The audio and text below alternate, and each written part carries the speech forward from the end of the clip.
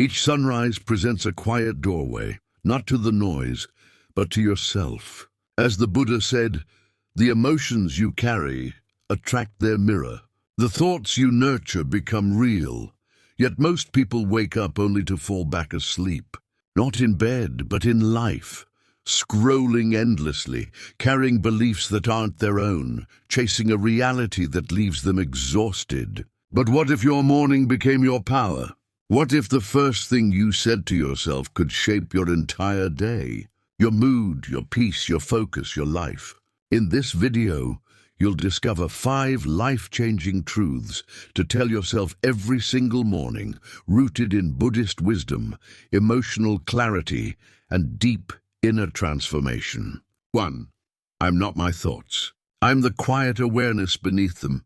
Every morning, the world rushes in before the sun fully rises. Thoughts start before our eyes even open.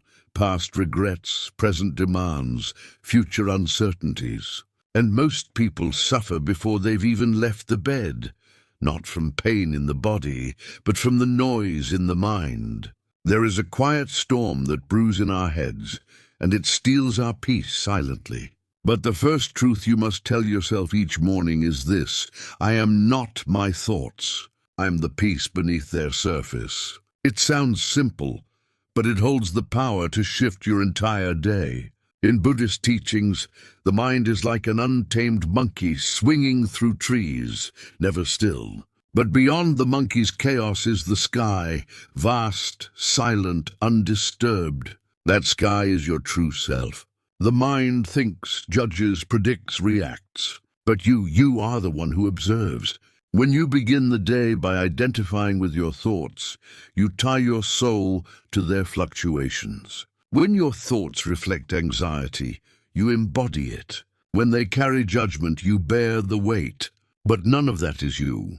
You are the space that holds the thoughts, not the thoughts themselves. This is why most people suffer before breakfast. They never pause to notice. They wake up already inside their mind, already believing the morning narrative.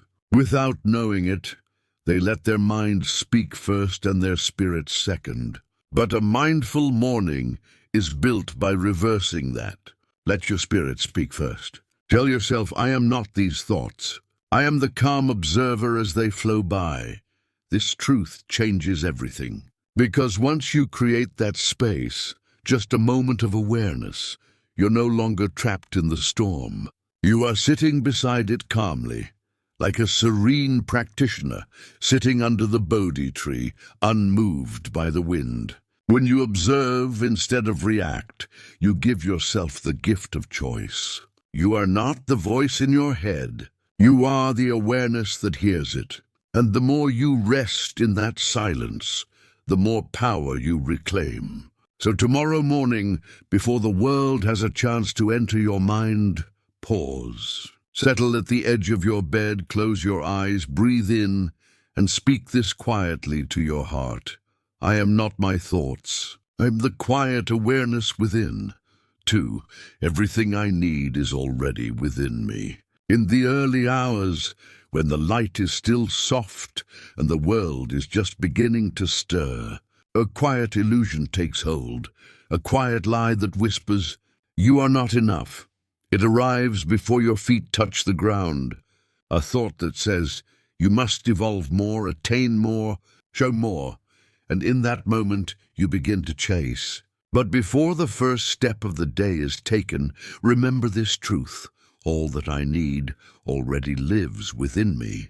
Buddhism teaches that suffering begins the moment we believe something outside us will complete us. The moment we forget our wholeness, we start grasping at victory, endorsement, relationships, verification. It becomes a loop. We run toward things thinking they'll fill an inner emptiness, only to find that the more we run, the more distant peace becomes. Because peace cannot be found in things. It is already there, like calm water under turbulent waves. In the morning, this illusion of lack is strongest. It's in scrolling through others' curated lives, in the mental checklist of all you haven't done yet, in comparison, inner criticism, the pressure to achieve more. But when you pause and speak to yourself, all that I need exists right here, you break the spell. You return to sufficiency, not the sufficiency of ego, but the knowing of soul. Imagine a seed. From the outside it looks small, insignificant, but within it lies the potential of an entire forest. You are that seed, and yet most people forget. They seek light outside without realizing the sun also rises within them. When you're rooted in your own enoughness, you walk through the world not as one in need, but one with plenty. You don't chase love, you embody it. You don't seek worth, you express it. So each morning, before the noise begins, return to this truth. Gently touch your heart center. Close your eyes. Breathe gently and remind yourself, all I need is already part of my being. 3. Nothing beyond me can disrupt my inner calm. A gentle power dwells inside you, a strength not born from force, but from stillness. Each morning the world begins to stir with unrest, distraction, responsibilities, projections. Some will come with anger, some with judgment, and without awareness you absorb it. But here is a truth that can change your entire day. No external force can shake my inner peace. You are not a sponge meant to soak up the moods of others. You are a clear reflection that remains detached. In Buddhism, we learn that suffering often comes not from what happens, but from how we carry what happens. The moment you internalize another person's chaos, you lose your own center. To live with calm in a chaotic world is not weakness. It is mastery. Sacred detachment isn't closing off emotionally, but opening to deeper understanding. It is embracing without dissolving, aiding without attachment, receiving without absorbing. Imagine a tranquil, motionless lake. Stones may be thrown, winds may blow, but the depths remain undisturbed. This is the practice, to let the world touch the surface, but never shake your foundation. You are not responsible for the emotional atmosphere of other people. Their anger is not yours. Their fear is not yours. What defines you is how you return to yourself after being pulled. Each morning you get to choose. Will you hold the world's weight or navigate it with anchored serenity? Say to yourself gently, nothing beyond me can disrupt my calm. 4. Today I pick mindfulness over stress. Most people wake up already running, not with their feet but with their mind. The pressure begins before the eyes fully open. Items to check off, communications to handle, commitments assembled like forces at your doorstep. This is the truth to carry into the start of each day. Today, I opt for presence rather than strain. When you rush your morning, you rush your life. You start the day not as a thoughtful being, but as a programmed unit, reacting, hurrying, checking, chasing. Before you've taken your second breath, the day is already in control of you. But Buddhism reminds us to return.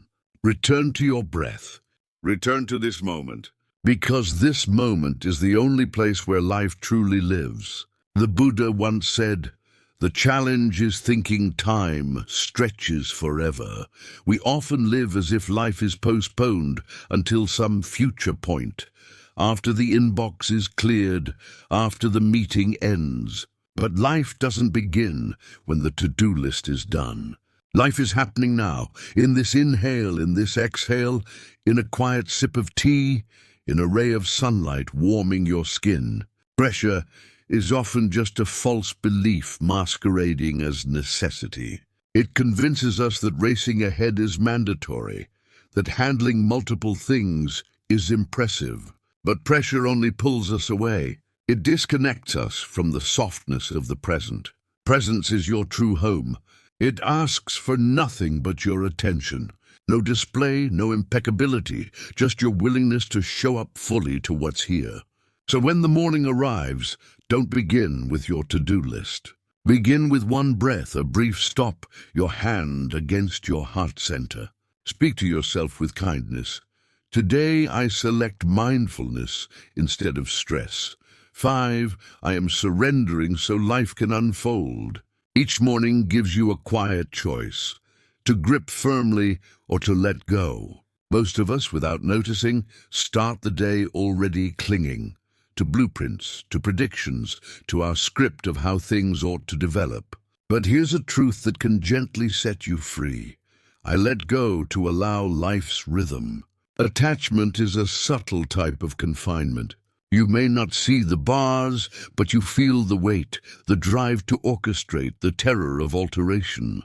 Buddhism teaches that suffering begins where attachment takes root. The moment you say, "This has to occur," you invite fear. But life, like a river, was never meant to be forced. It was meant to be followed. Your plans matter, but they're not meant to become chains. When you cling too tightly to outcomes, you block what's trying to unfold. Letting go doesn't mean giving up. It means joining the river's path, believing in wisdom larger than yours. The bamboo sways with the gust, not because it's weak, but because it knows how to stay standing. In that surrender, you don't lose your strength. You discover it. So speak softly to your soul as the day begins. I give up the need to command. I let go of my fixed ideas. I invite life to take the lead.